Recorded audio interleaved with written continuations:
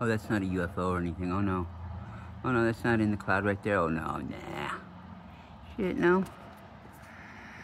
Shit, I've seen a million of these people. That is a Pleiadian light ship. Cloud ship, whatever you want to call it. It's like I was explaining to somebody earlier. For some reason, when they come in our system, the Arcturians are the only ones, and I think I was talking about that on the moon video I did earlier. They're the only that we know of that have the technology to completely block out that. For some reason, any advanced civilization that comes in here, when they cloak their shit and they're in clouds, the clouds outline them, you know, until they fade away, and then they can cloak again. And I know this because I've watched them cloak right before my eyes, like the son of a bitch did. I didn't even pay attention. No, it's gone. But it don't take much. A little bit off in the distance there. It don't take much. Biggest one I ever saw was at night. It was about a week after I'd awakened. It was, man, it was either right a night or two before New Year's Eve 2010 to going into 11, or like a couple days after. I forget, but it wasn't very many days after I'd awakened, right? And I got up to go to the bathroom about 2 o'clock in the morning. I don't know why I decided to look out the window, and I hadn't been drinking or anything that night, or hadn't even taken any sleeping pills, but I was almost falling asleep, but I went and go pee. I wasn't in any kind of dream state. I came back from going to the bathroom, and I got a wild hair to look out the window, look out the blinds, and off in the distance, about a kilometer from us, no more than, not close, a little less than a mile, was the Pacific Ocean. And, these trees right next to it. And I seen this thing blink red, it blinked green, and then it blinked this silver color. And I thought, wow, that's weird. And then all of a sudden it shot up right about 150 feet from my front window. And it was only probably 150 feet in the air, maybe. This thing stretched out probably a good, say about an eighth of a mile. At least about an eighth of a mile, maybe a little bit more, about an eighth of a mile long. It's that's a long fucking ship. Okay, and that's half of a quarter mile. It's quite a haul. And it was silver at one end, or excuse me, it was green at one end on the bottom, and it was red at the other, and all the way through the whole middle section was nothing but these golden silverish lights.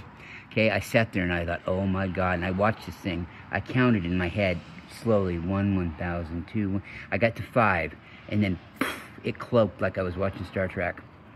It just cloaked. It went away. I could still see the remnants of it. And the funny thing is it was above where I lived up there in this mile track housing on the Coquille Indian Tribal Reservation for 24 years. We lived right next to the world's largest cranberry bog, organic cranberry bogs in the world. That's what it cloaked over. Now, there were a few years here and there where it would come in second, but in the whole 20-some years I lived up there, they never did worse than a second best in the entire world organically for their cranberry bog. And most of the time it was number 1. There was a few times, though, where it was number 2 to someplace in, I can't remember, someplace in Central America or something. But, yeah, and this thing just cloaked. Yeah, there's some weird stuff going on up there. But, yeah, anyway, that's my story. I just thought I'd come out and take this shot of that real quick. A lot of people are getting some really great shots of our planet, a lot of great colors in the sky that are happening now. That's what happens when the vibration lifts, We'll see what this next year brings, though. I don't anticipate us having a real big problem. We're going to have an election, okay, so whatever's going to happen there is going to happen there. But as far as anything major, I just think it's kind of a time to be aware and be present. I'm not looking for any kind of a big deal to happen. This flash thing they're going to say is going to happen. Yeah, I think it's going to happen. I don't think it's what most people think it is. I don't think the planet's going to just split into two and they're going to take a shitload of people with them off to some other weird place. It don't work that way, man. People are awakening. The consciousness is rising, right? But we're not going to all leave and go somewhere else. I just don't. And hey, if I'm wrong, man, believe me. Sometimes, a person wishes they could be wrong more than anything in the world. Boy, that'd be nice, man. I'd love to be wrong. I'd love to be wrong about that shit more than anybody that's hoping it's right is. I guarantee, I promise you. I promise you I'd love losing that bet to you more than you'd like winning it from me. There ain't no doubt about it, man. Okay, here's another perfect example of what I'm talking about. They always catch my eye. Let's see. Okay, up a little bit.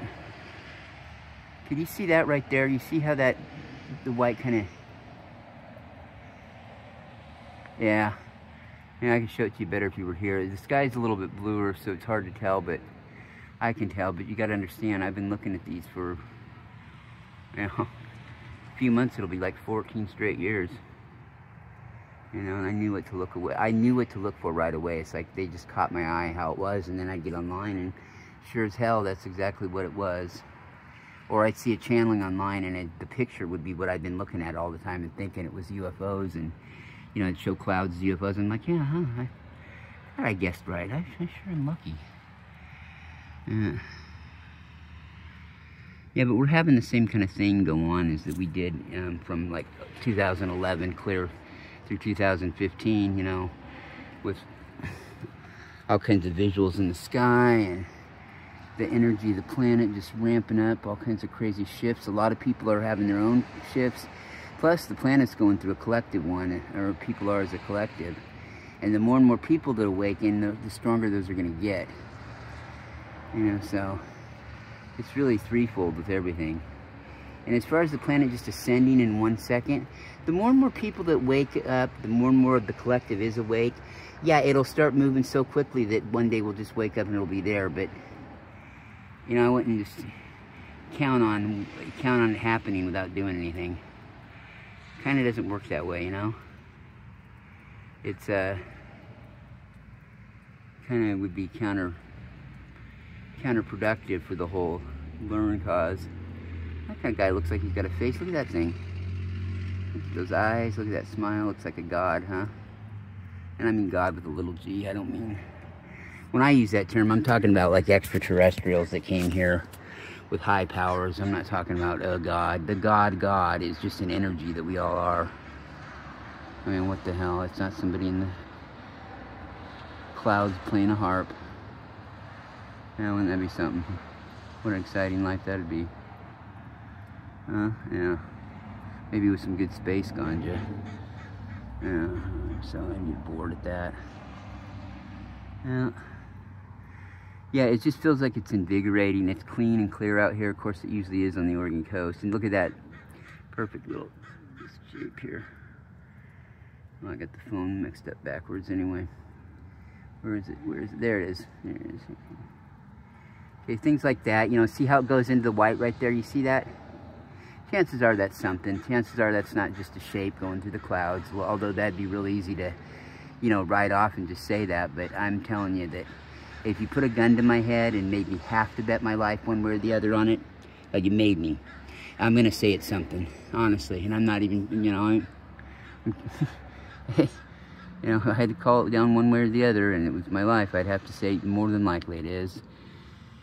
Not completely, but, you know, I mean, I would say yes before no in that circumstance, especially since I saw the whole thing stretched out. Yeah, I'm saying yeah. And if that's what does me in, well, I guess that's it. Yeah. See, then now I'd only be partly sure, but I'd still probably go with it, just because, yeah. Like a DNA spiral going up the clouds there. Yeah, again, I wanted to think, you know, I'm really grateful to have a copy of David and Francesca's book. I was hoping that, or I was worried that it wasn't going to get here even on time, much less come 5 days early, so that was good. And man, I'd planned on doing a few shows last night, pumping a few out on the PEP, but, you know, at the Larry Locken 1 channel, I got that right. But, man, that thing with the UFO last night over here in the trees over there, shit, I'm glad I got pictures of that.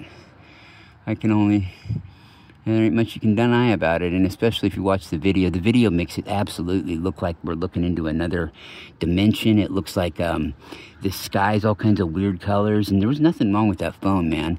Not to mention the video is only 20 minutes long in tape, but it's an hour and 20 minutes after they got done with it. And nope, they didn't screw with any of my settings or anything, and believe me, that's after doing 1,000 hours of radio, you know, on the air. I know, you know, the little shit like that to at least look for. So, look at that there. Pink. I don't know where the hell that's coming from. Okay. Yeah. Pretty skies out today. Yeah. Life is everywhere. Everything is teeming with life. Even a little raindrop, more than likely a little raindrop, right? A raindrop has a whole solar system in it.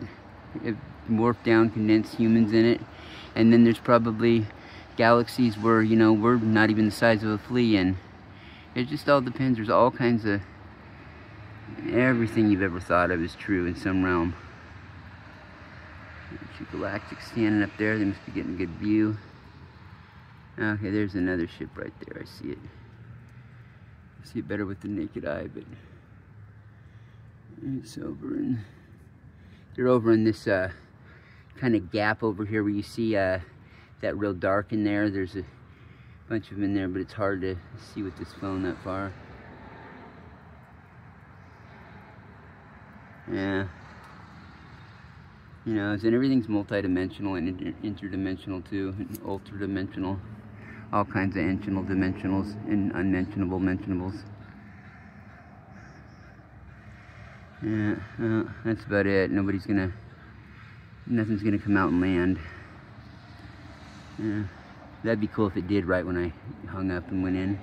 Wouldn't matter to me. I've seen it. I just would. It'd be kind of good to have some validation, but then again, you really can't validate anything. I mean, that shit last night was as obvious as hell, but I could still see people trying to say, was it your phone, was it this? I mean, was it Chinese water balloons or air balloons? Yeah, sure. Yeah, I mean, any shit so ridiculous that would be the real story if it was any of that shit. I mean, come on. Please.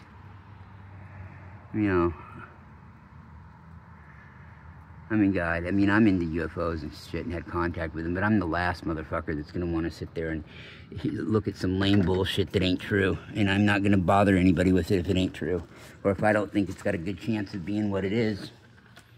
Put it to you this way, if I say it's something, either the chances are it's from out of this world, or the chances are that it's a government thing or something, or, maybe I just got it wrong, but... if I'm sure about something, if I'm sure about it, and I tell you I'm sure about it, it's a UFO, it's only one or two possibilities, even in the realm of anything. It's either a UFO from somewhere else, or it's one of ours. And the fact that it'd be one of ours should be the bigger story, if it was something if it was that technical. Because, the military will admit they're 50 years ahead of us. They'll admit that at a drop of a dime. Hey, we're at least 50 years ahead of the general public. What they're not going to quite admit is that they're about 500 years ahead. That would be a little bit more scary, but it's not surprising. That we know of. You guys have seen Enemy of the State and shit, probably with Will Smith, right? Every second he moved anywhere, the cameras were on him. That was 20 years ago, man. And I would say to you that they had that technology available for domestic spying, probably by about, in some form, maybe the monitors weren't quite as good, but getting there, probably about the late 70s. They probably had that shit close to it. Now, for 10, 15 years now, they've had the technology to... they've had that shit since, like, the late 70s, early 80s, too, where you could take they have technologies, of course, we all know about the technology where they can show how many people are in a house with infrared and, the body outlines, and they can predict that, right, or they can show that, right, but it's, like, squiggly, and you can't, all you know is how many people are in there, and I guess that's all you really need to know, but, man, they have technology where they can be up in a plane or way up in goddamn space, and they can aim a fine pinpoint laser with this little pin right at your window, have it go somewhere, have it penetrate your glass, go in your house, formulate the whole place like a camera. So basically what they're getting is when it formulates, yeah, it's about 85 to 90 to even maybe 100%, just like they're watching it on video. It's not much. It's not much worse. It probably at worst it'd be like watching a TV show back in the day with rabbit ears and getting a B-strength signal, which is still acceptable, a B-strength signal. That's when the home satellites first came out, like DirecTV and Dish, those, and then the networks were bitching because local channels were losing their ratings. because people were getting the networks out of L.A. and New York instead of, you know, Busted Tooth, Mississippi, you know, their NBC affiliate.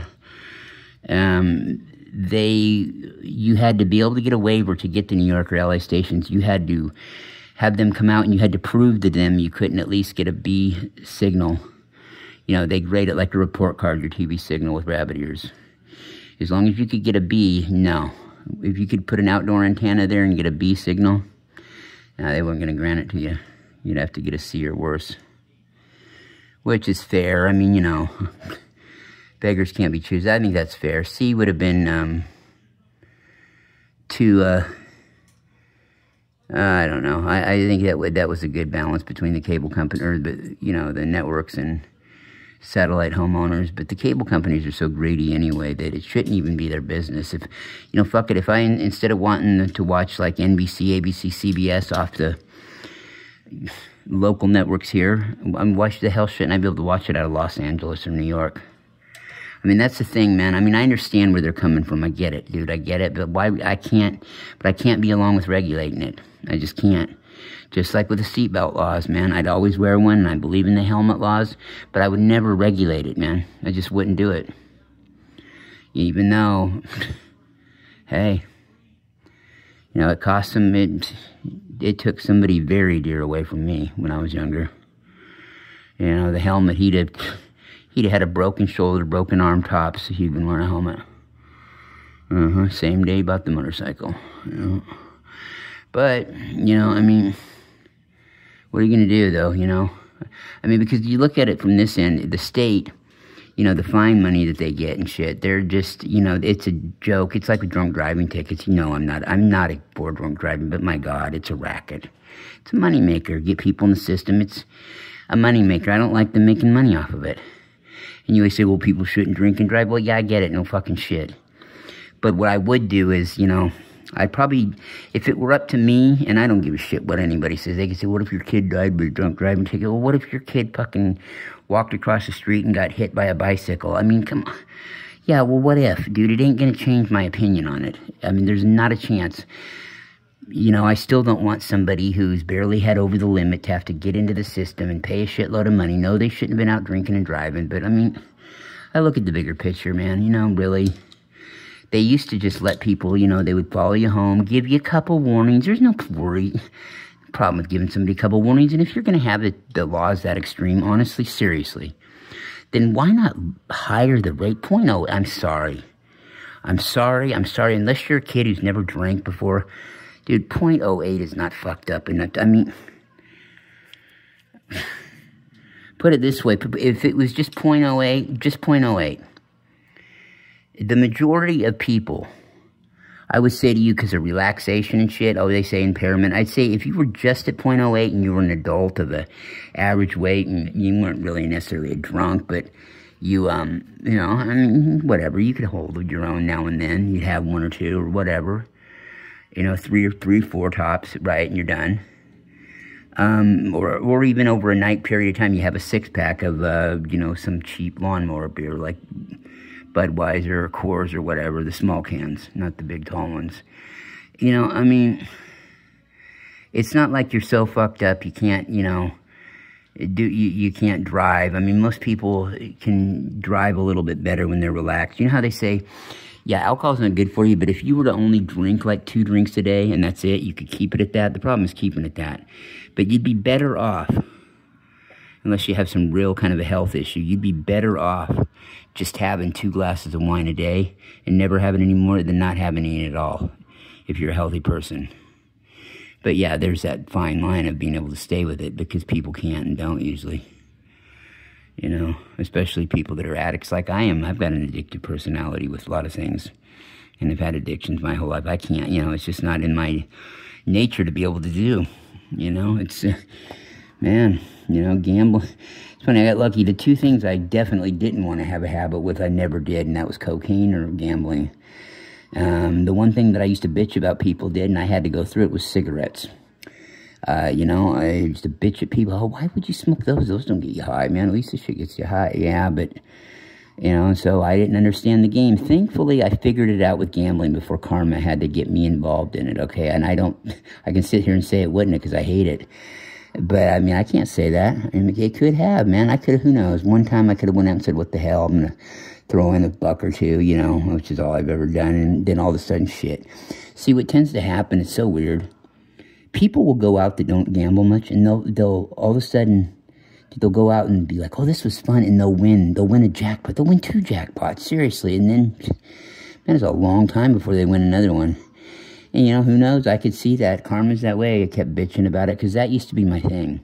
I'd bitch at people. It's like, well, you're not getting high on it. You know, why don't you, at least you can go buy a bag of dope or a bag of pot or whatever, or some booze, and at least you're going to get something out of it.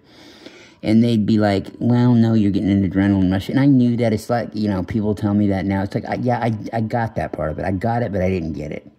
I mean, I knew that it did, but I guess I didn't realize that.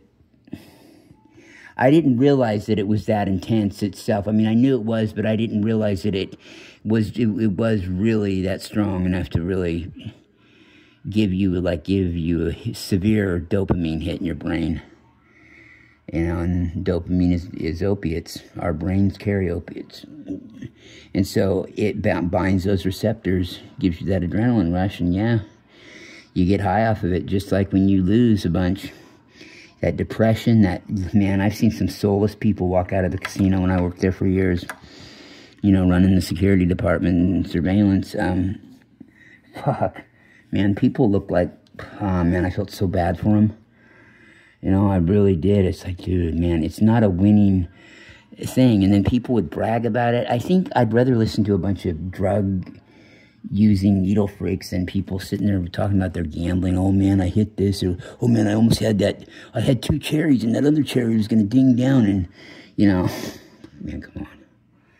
Really? I mean, I get it, dude. You know, I'm not judging that part of it. But what I'm getting at is you don't think anybody's ever said that 1,000,001 fucking times already?